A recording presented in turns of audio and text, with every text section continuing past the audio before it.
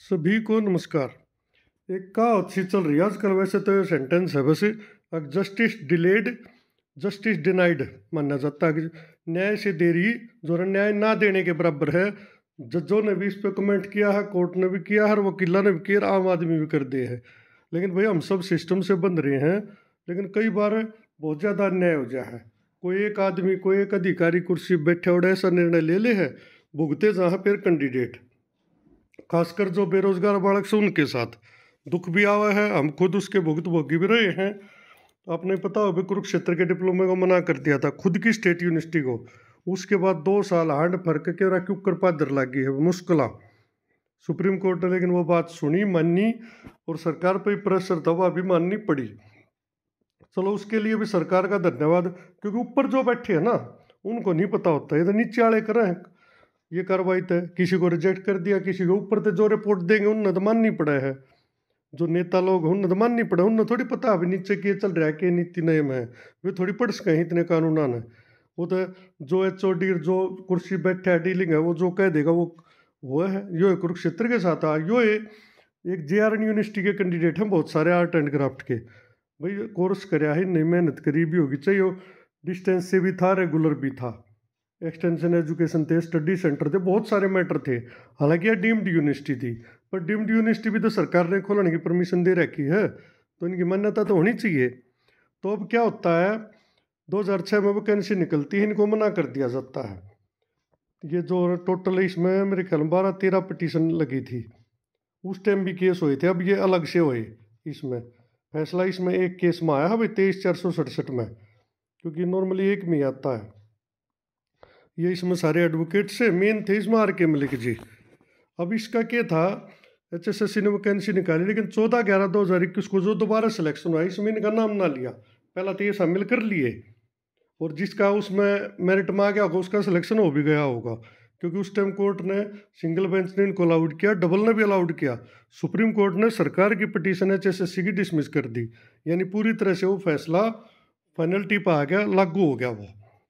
अब उसमें क्या होता है, ये इसकी जो है ना क्वालिफिकेशन थी सब ने बेरा है, उन पर ज़्यादा टाइम नहीं करते, तो मैं मोटा मोटा आपको बता दूँ। लंबा फैसला 14 पेज का। तो इन्हें अप्लाई कराया था, इनका रिजेक्ट कर दिया 2006 में, 7 में, 8 में, जब भी हमारे इंटरव्यू हुई तो ये गए कोर्ट में गए, क्योंकि इन्होंने जनार्दन राय नगर राजस्थान विद्यापीठ उदयपुर, जिसको छोटे उसमें हम JRN विद्यापीठ कह लेंगे या JRN राजस्थान कह ले हैं, अतः इनके पास वो थी, इनको मना कर दिया और इनको कहा गया कि भी आपके पास ITI का डिप्लोमा नहीं है, जो हम तो बल्कि ITI के डिप्लोमे को मानते हैं, and you were not eligible for appointment, इनको मना कर दिया। तो ये भाई कोर्ट में पहुंचते हैं, फिर ये CWP number 52 of 2007, title Krishna Kumar. तो वहाँ पे क्या होता है, इनके जो है ना अलाउड की जाती है, और कह दिया भाई इनका जो है ना अलाउड है पूरी तरह से। और जो SLP सरकार ने डाली 27/2/2009 को, वो भी जो है ना सरकार की रिजेक्ट होगी, यानी बोर्ड की रिजेक्ट होगी, और यो ये फैसला लागू रह गया। लेकिन अब सीन के बदले है भर्ती हो जाए है, उसके बाद 18/482 ऑफ 2010 में चैलेंज हो जाए है भर्ती, और 20/2/2015 में पहला फैसला आ जाए है, जिसमें कि जो सिलेक्शन है वो सेटिसाइड हो जाता है, और उनको ऑर्डर किया जाता है दोबारा फिर सिलेक्शन करो 5 मंथ में। उसके बाद इस पर डबल में स्टे चल पड़ा, केस चल पड़ा। उसके बाद सुप्रीम कोर्ट में इस पर फिर पड़ोस रहे यार, कुल मिलाकर भाई LPA में टाइम 4-5 साल लग गया। सुप्रीम कोर्ट में जाते पहली डेट पे ये जो है ना केस एडमिट ना होया, तो भाई 28/12 को 2020 को एक फिर नोटिस लगाया सरकार ने फ्रेश सिलेक्शन का। उसके बाद उसमें टेस्ट हो गया 31 जनवरी को, और उसका रिजल्ट आया भाई 14 नवंबर 2021 को। उसमें लेकिन इनका सिलेक्शन नहीं होया। अब there for the commission proceeded to hold, यो पहले मैंने बता दिया 28/12 का, 31/1 का टेस्ट हो गया, 14/11 का, but there was in withheld by stating that student of JRN Vidyapeeth were considered ineligible as the 2-year diploma in art and craft obtained by them from the said deemed university was not the requested qualification। यानी कि इन्होंने भाई deemed university ली है, वो requested qualification नहीं है। क्यों नहीं है? एज पर सर्कुलर डेटेड 30/12/2020, यानी 2018 का जो फैसला था उसके बाद AICTE ने एक सर्कुलर निकाला था 30/12/2020 को, all India council of technical education, ये इसका पूरा जिक्र इसमें कर रखा है। और आगे उसकी सिविल अपील में उसमें क्या कहा था भाई जो इंजीनियरिंग की डिग्री है वो डिस्टेंस मोड से मान्य नहीं होगी। वो फैसला बड़ा फैसला था, पूरे देश में लागू हुआ था, लेकिन इनके ऊपर वो थोप दिया। अब जो इसमें चल रहा सारी बातें वो ही हैं। आखिर में इसमें AICTE पार्टी बनी, AICTE ने भी कह दिया कि भाई हमारी जो है ना पॉलिसी ही है, लेकिन हमने इनको इन एलिजिबल नहीं किया है। 2 साल का डिप्लोमा तो हम इसमें नहीं छेड़छाड़ करते। वो जो फैसला आया था सुप्रीम कोर्ट का वो तो डिग्री के लिए था, और वो भी टेक्निकल एजुकेशन की डिग्री, जो तकनीकी संस्थान है, इंजीनियर बना हुआ जो टीचर वगैरह के लिए, वो नहीं था। उसके बाद वो सुप्रीम कोर्ट में भी MA लगी थी उस पर एक, उसका भी जिक्र इसमें आ रहा है। उसमें भी ये कहा कि भाई हमने diploma are not subject matter, only degree, केवल डिग्री पर उन्होंने बात की थी, डिप्लोमा पर तो बात नहीं थी। वो सारी MA आ गए, लेकिन भाई इनकी आँख फिर भी ना खुली। उसके बाद इस पर केस होते रहे। RK मलिक जी ने वो केस जीता था, अगर इसका ये हवाला भी दे रखा भाई कि क्यों कर जीता था। उन्होंने कह भी दी थी कि भाई इसको आप देश की वो यूनिवर्सिटी है, सरकार ने खुलवा रखी, पूरी तरह से UGC से मान्यता प्राप्त है। AICTE का कोई मतलब नहीं बनता है 2 साल के डिप्लोमे में, और इसको जो है ना आर अकॉर्डिंगली अलाउड। और जो SLP लगी उसमें भी अलाउड। मैंने 2-3 बार बता दी ये बातें, फिर भी चलो दिक्कत कहाँ आती है जब ये 30/12/2020 का AICTE का ये सर्कुलर आ जाए। यो सर्कुलर इन ठाक है, इस पर टेक दिया भाई, और उसमें बाकायदा एक लाइन भी लिख दी अभी इस सर्कुलर के कारण जो है ना ये वैलिड नहीं है। लेकिन वो फिर उनको बताया, कोर्ट ने सारी चीज़ें हुई, फाइनल फैसला भी रखा। वो किलो नगजी तो इस पर था, इसमें देख लो सब्जेक्ट मैटर नहीं है डिप्लोमा तो कुल मिलाकर सारी चीज़ें इनके हक में थी, लेकिन फिर भी 2 साल भाई इनके खराब हो गए। वो मैं ये आगे मैं बता भी दूंगा, लेकिन लंबी वीडियो हो जाएगी, कोई फ़ायदा नहीं हो। मैं सारी चीज़ें यही है, मेन मुद्दा ही वही है। अगर उन्होंने कह दिया कि हमने सिर्फ जो है ना इंजीनियरिंग का, ये देखो लिख भी दिया है इन्होंने पहले, honourable court stated that diploma courses in the engineering is not under the preview of the aforesaid case. ये मैं कह भी दिया था इनके केस के अंतर्गत नहीं थे, लेकिन वो भी लगा दिया तो लगा दिया। फिर वही बात है कितने में कहूँ, और फायदा भी की है। लेकिन भाई कमीशन ने जो है रिफ्यूज कर दिया, इनको मना कर दिया कि नहीं वो फैसला इनके खिलाफ आ रहा है, इनका तो जो है ना यो वैसा डिप्लोमा है, इसको हम नहीं मानते। लेकिन आखिर में मानना पड़ेगा, जो बातें हुई ये सारी ऊपर लिख दी। अब फाइनल फैसले पर आते हैं। In view of the discussion, ये डिस्कशन ऊपर जो 15 पॉइंट है डिस्कस करे। All the petitions are allowed, सारी जो पटिशन है वो अलाउड की जाती हैं। And the respondent are directed to, और जो रेस्पोंडेंट है HSSC उसको डायरेक्शन दी जाती है। नंबर 1 क्या है, considered the petitioner eligible for the post of art and craft teacher. भाई जो ये पटिशनर हैं इनको आर्ट एंड क्राफ्ट टीचर की पोस्ट के लिए कंसिडर किया जाए। Vide advertisement number 6/2006। एक पॉइंट थियो as already held by the court in Krishna Kumar case, वो जो पहले यानी उस केस में जो पहले इनको मंजूर कर रखा है तो इनको जो है ना अलाउड किया जाए। Number 2, declare the petitioners final selection result, क्योंकि इनका रिजल्ट अभी तक क्या हुआ, तो 2 नंबर पॉइंट में कोर्ट ने कहा भी इनका जो फाइनल रिजल्ट है वो डिक्लेयर किया जाए। And consider them for selection and appointment as per merit, और इनका जो है ना सिलेक्शन और इनको जो नियुक्ति है वो मेरिट के अनुसार दी जाए। इन केस, अब आगे क्या कहा है, यदि कब की जाए, यदि marks secured by the petitioners are more than those of last selected candidate in their respective category, यानी सिर्फ उनको ही सिलेक्शन दिया जाना जिनके, जैसे मान लिया जर्नल है, SC है, BC, उसमें जो लास्ट सिलेक्टेड कैंडिडेट है उससे ज़्यादा नंबर है उनकी रेस्पेक्टिव कैटेगरी जो भी है उसमें। यानी जैसे जर्नल की 142 है तो जर्नल का कैंडिडेट JRN का 142 से ऊपर वाले का जिक्र है भाई, तरले का नहीं है। और वो तो जो उस हिसाब से चल लेंगे, ये 178 जो लो मेरिट का मामला है उस हिसाब से तो सब काय बन गया। लेकिन हम चलो 816 पोस्ट का जिक्र रखते हैं, 142 हो गया। इसी प्रकार SC की BC की जो है उसके रेस्पेक्टिव कैटेगरी के अनुसार उनका they will be given appointment, उनको जो है नियुक्ति दी जाए with effect from the date other selected candidate have been so appointed, यानी उस इफेक्ट के, इस प्रभाव के साथ उनको जो और सिलेक्टेड कैंडिडेट हैं उनकी डेट से ही माना जाएगा, इनका सीनियरिटी दी जाएगी, तनख्वाह नहीं दी जाएगी। लेकिन और जो कोई भी बेनिफिट होता होगा ना, यानी कि कुल मिला के जो DAP जो मिल रहा है हमने वो हो जाएगा। वो तो बाद की बात sir. With all consequential benefits except salary, यानी सैलरी के अलावा जो भी लाभ इनका मिलता होगा वो इनको दिया जाए। Which will be paid to them from the date of joining the service, यानी ज्वाइनिंग की डेट जो उससे ही इनको दिया जाए, यानी उनको बराबर इनको माना जाए। अब नंबर 17 में क्या है, these direction shall be carried out by the respondent with in 4 weeks, 4 हफ्ते के अंदर जो है ना, या जो भी डायरेक्शन दी है इन पर काम किया जाना चाहिए।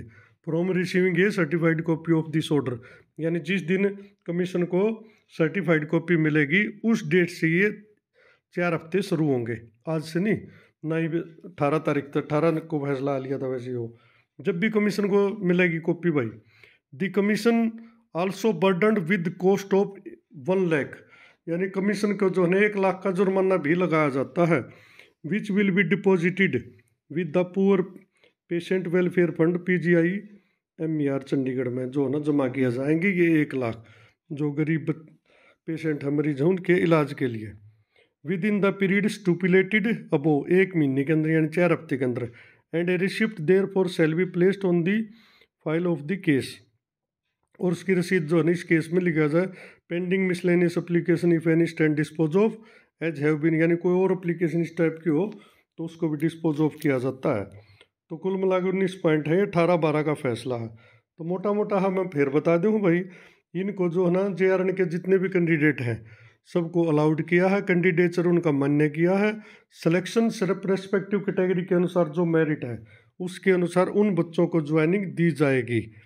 अब इसमें ना तो कोर्ट ने ये कहा अब किसी को हटाना है, ना कहीं पे कोई ऑर्डर नहीं है, क्योंकि इस भर्ती में कोई हट नहीं सकता। हट कैसे नहीं सकता, क्योंकि 16 भी लाग रहा है भाई। मान लो कि 142 में जनरल में कोई आ जाए, चलो मैं अपनी जनरल की बात करूँ हूँ भाई, 387 पोस्ट थी, मान लो 20 कैंडिडेट लेके हुए हैं तो जनरल के 20 बार हैं एक तरह से। तो अगर 387 मान के चलना था, लेकिन उनको बाहर नहीं कर सकते क्योंकि जनरल का तो 16 भी लाग रहा है भाई, जिसके कुल 100 हैं। 50 नंबर थे, 50 क्वेश्चन ठीक थे, 100 नंबर थे, 109 10 15 तो ही लाग रहा है। और जनरल के 142 आड़ा तो 110 15 20 से तो ऊपर हो गया। तो इस भर्ती में हटने का तो किसी का देखो बनता नहीं है, बनेगा तो वो फिर कोर्ट में चैलेंज होगा, क्योंकि फिर वो कहूँ जो कुर्सी के पीछे एक आधा अधिकारी सा बैठा है उन्हें स्वाद आवा है कि भाई इन बड़का ने क्यों कुर्दुखी कराया जा, वे फिर कुछ उल्ट पुलट निर्णय ले लेंगे। तो उसके लिए भाई किसी साथी ने घबराने की किसी भी तरह की जरूरत नहीं है, बहुत ऑप्शन है इसमें। क्योंकि कुछ आओगे तो 178 बैठे जो कभी तला बैठे हो उन पर, ये ना है कि ये एक भाई ने भी कहा था मेरे तक, उनको तो सुप्रीम कोर्ट ने छूट दे रखी ना। सुप्रीम कोर्ट ने सिर्फ उस केस में इनकी जॉब बचाई थी, सारे का ना बचा रखी। सुप्रीम कोर्ट फैसले बदले भी है, कोई गलत हो जाते, ये बिल्किस बानो का आज बदल दिया कि नहीं बदल दिया। तो ऐसी बात ना है कूड़ा एक बकायदे उनको न्यू छोट थोड़ी दे रखी कि ये सब क्या के ऊपर बैठा दिए ना। लेकिन अब इस भर्ती में जो सीन बन रहा है वो ये है कि इसमें से कोई भी बाहर नहीं होगा। और भाई एक मानवता के नाते भी अब तो कानून तो इसमें कोई गणा रह नहीं गया, कोई लकड़ना मिलना चाहिए भाई, पुरानी भर्ती है। हाँ ये JRN वाले बच्चे योग्य हैं, कई बच्चे के तो नंबर है 152 142 बिना इंटरव्यू के, तो देखो उनको जॉब मिलनी चाहिए। और मैंने पहले भी कोई पुरानी वीडियो भी छाट के देख लियो, मैंने हमेशा कहा है भाई JRN के कैंडिडेट का हक पड़ा है। हालांकि जो ITI वाले भी विरोध करें थे, सारे नकली हैं फलाना, वो तो हमने भी कहे थे, लेकिन इसमें रेगुलर डिस्टेंस कोई मायने नहीं रखता, ना डीम्ड और स्टेट यूनिवर्सिटी मायने रखती। जो भी कोर्स कोई भी यूनिवर्सिटी कराओ UGC मान्यता दे है, सरकार मान्यता दे है, तो डीम्ड यूनिवर्सिटी ने फिर सारी आने बंद कर दो, तो वो तो कोई बात। तो इसमें तो भाई मेरे हिसाब में तो कोई बाहर निकलता नहीं है। फिर भी अगर कोई इस एडवर्स ऑर्डर सरकार पास करती है, कोर्ट ने तो कोई ऑर्डर करा नहीं है, ना कोर्ट का उड्डा ले सकते, फिर भी कोई लिए है तो इसमें बहुत सारे कानूनी ऑप्शन बचते हैं। इसमें बाहर होने का कोई कायदा किसी भी साथी का बनता नहीं है, चाहे किसी भी कैटेगरी का वो हो। हाँ बाकी अपने सावधानी जरूरी हो है। रही बात ही सावधानी के अनुसार बताऊँ, JRN वाले भाई अपने केस की पैरवी कर लियो, कोई जरूरी ना सिंगल बेंच का जीते और आगे पार पड़ जाना। मैं इसे नरे केस बता दूंगा। एक तो भाई है मेरे साथी है, वो मेरा पिछले वाला में था, क्या मैं था सिंगल बेंच था, जीत के राज्य हो रहा, एक तुमने मिठाई खुआऊंगा, मगर एक बार रुक जा, डबल है वो डबल माजती अटका पड़ा, पिछले साल फरवरी का जीते और है डबल मजा अटका। एक और PTI भाई है जीन साइड का, किसका नाम तो जानो हूँ ना, पर नाम में लेता नहीं, वो भी सिंगल बेंच पे जीते बैठे, हमारा पुराना साथी यार, उसको भी कह दिया था भाई इसको 2 महीने में ज्वाइनिंग दो, आज 3 ही दे ली, 2 साल हो गए उस केस को पड़े हुए डबल में। तो ईसा आसान तो है कोई ना, वेन्यू कह दे जाते हैं कि इसमें हो जाएगा ना सरकार, और यो 1 लाख का जुर्माना और कर दिया, इससे ही डबल में जाओ ही जाओगे ये। बाकी चलो अपनी पैरवी करो भाई, डबल में भी करो, आगे सुप्रीम कोर्ट में जाओ उड़े भी करो, और उससे पहला ज्वाइनिंग दे देते भाई थारे भाग। हमारी दुआ है भाई ज्वाइनिंग इसमें मिलनी चाहिए। सीट खाली पड़ी है, ये तो वह भी सर टूट गई भी, टीजीटी आर्ट की है, सेंड भी ड्राइंग की है ना। जब 178 तोड़ दी तो भाई 278 भी हो सके हैं, 478 भी हो सके हैं। पोस्ट ऑलरेडी खाली पड़ी है, क्योंकि जब पीजीटी में देखो उसमें भी पोस्ट खाली रहेगी, टीजीटी की भी खाली पड़ी 1700 कुछ, क्योंकि स्कूलों में है ही नहीं ड्राइंग वाले थे, किसी स्कूल में देख लो बहुत सारे स्कूलों में खाली पड़ी हैं। किससे जब लोकल में जाकर देखा है ना हम, पोस्ट कैप्ट पावा है, लेकिन पोस्ट तो है, बच्चे तो हैं, चाहे एक सब्जेक्ट के 20 बालक हो, 20 बालक तो हैं, लेकिन वो कैप्ट वैप्ट कर कर ही सा सिस्टम हो रहा है भाई। पर चलो भाई आखिर में भाई आप लोग केस जीते हो, आप लोगों को बधाई। दुखी किसी नहीं होना ना इसमें, किसी के ऊपर कोई बात आओ मेरे हिसाब से तो, क्योंकि बात आओगी तो फिर बात तो घनी दूरती जाओगी भाई। जब 142 वाले ना हटाने चल लेंगे तो सवाले का क्या होगा, वो तो फिर सारे केस उगड़ते चले जाएंगे। बाकी भाई मेरी तो दुआ यह है यार, मुझे लगता भी हो कुछ ना उगड़े इस महीने वही बालक, इनका रिजल्ट आ जाओ, और जिसके भाई बने हैं आको उसको ज्वाइनिंग दी जाओ। हाँ एक बात और भाई, वो बीसीए वाला का तो भी ना हो, बीसीए वाला का तो 14 पोस्टा का रिजल्ट रह रहा, 3 का के ऊपर काट देंगे, कहते पहले उन 14 का भी रिजल्ट आउट करो। उनका पता नहीं क्यों नहीं करा, जो मैंने सुना है उस पर भी कोई भाई बता रहा था कि उस पर भी स्टे है बीसीए के रिजल्ट पर। जब बीसीए के रिजल्ट पर स्टे है, 3 का रिजल्ट क्यों कर लकड़ेगा, कई बातें भाई समझ तो बाहर हैं। बाकी देखते हैं, 1 महीने का टाइम है, विभाग क्या निर्णय लेगा क्या नहीं लेगा। बाकी मुझे तो लगता नहीं कि रिजल्ट आओगा कि ना होगा, मेरी अपनी ओपिनियन है, क्योंकि बीसीए 14 पोस्टा रिजल्ट आज तक नहीं आ लिया, 3 का के ऊपर काट देंगे, क्योंकि बीसीए कैंडिडेट तो इसमें भी पाओगे ना, ऐसी बात थोड़ी है मैं नहीं पाऊँ। और मान लो बीसीए कैंडिडेट का इनका रिजल्ट उसका रोक ले बीसीए का, तो फिर बच के जाएगा। सारी चीज़ें पता ना उलझ सी गई हैं, पेंडुलम हाँ बन रहा, कदे नून लटक जाए कदे नून लटक जाए। बाकी देखते हैं भाई, आप और हम तो देख कर सकें, हर दुआ कर सकें भाई किसी के साथ बुरा ना हो, सबका अच्छा हो, ज्वाइनिंग जल्दी मिले, और किसी का बुरा ना हो, और इन्हें तनख्वाह भी दे दो चाहे सारी उसमें कोई ना, क्योंकि 2 साल हो गए कोर्ट में पीछे लग गए हैं भाई, दुखी भी हो रहे हैं। तो भाई इन्हीं बातों के साथ भाई मेरी बात अच्छी लगी हो चैनल ने सब्सक्राइब करो, लाइक करियो, शेयर करियो। धन्यवाद भाई।